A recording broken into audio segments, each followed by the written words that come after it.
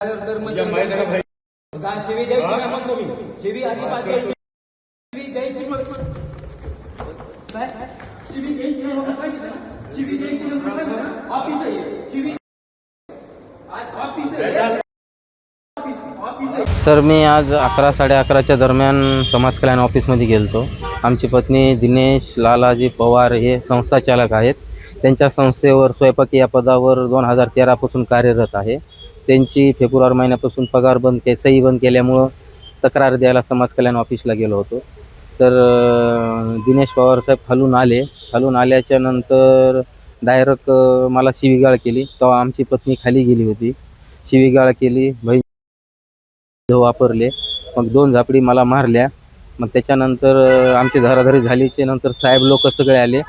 क्षीरसागर साहेब हे संचालक तिथले क्षीरसागर साहेब स्वतः तिथं आले. तिने सोडासाडी केली. मग त्यांच्या तावडीतून मला सोडून बाजूला केलं. मग त्यांना मध्ये नेलं. मध्ये जाताना त्यांनी धमकी अशी दिली की बाकी तुझ्या पत्नीला तुला दोघांना मारून टाकीन म्हणे, तू कुठला कोण आहे म्हणे, तुझ्याकडं काय म्हणे, तू मला पुरणार आहेस का म्हणे, माझ्या तुझ्यासारखे 56 मी बुजून टाकले असते तरी बी सांगता येत नाही म्हणे, तू शिवी गाळ केली, पत्नीला बी घाण शिव्या दिल्या, सांगू शकत नाही मी, लई घाण शिव्या दिल्या सर. त्याच्यानंतर मग ते मध्ये गेले. मग मी थोडंसं घाबरलो, मी पोलीस स्टेशनला धाव काढली सर. आता काय मागणी तुमची? आता मागणी अशी सर की ते सही करून दिले तर पहिले 7-8 लाख रुपये भरलेले आहेत. आता 7-8 लाख दी, नाही तर मग शाळेत तुला रानात खुरपायला कामाला जावं लागेल, नाही तर घरी बंगल्यावर कामाला यावं लागेल, भांडे कपडे धुवायला.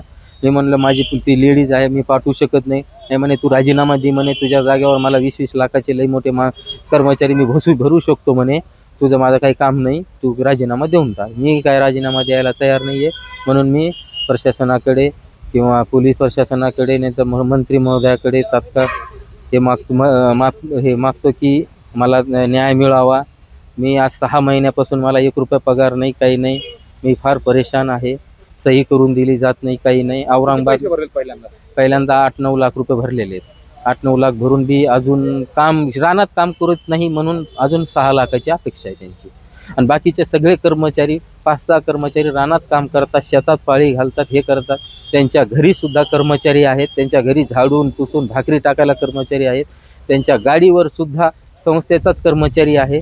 मग त्यांना तेच कर्मचारी पाहिजे, तर हे लेडीज कर्मचाऱ्यांना बी एवढा त्रास का पाहिजे? ह्यांना कोणी प्रशासन बघत नाही का? ह्यांच्या जबाब मागत नाही का ह्यांना? महाराष्ट्रातील सर्व बातम्यांचे विश्वासार्ह व्यासपीठ,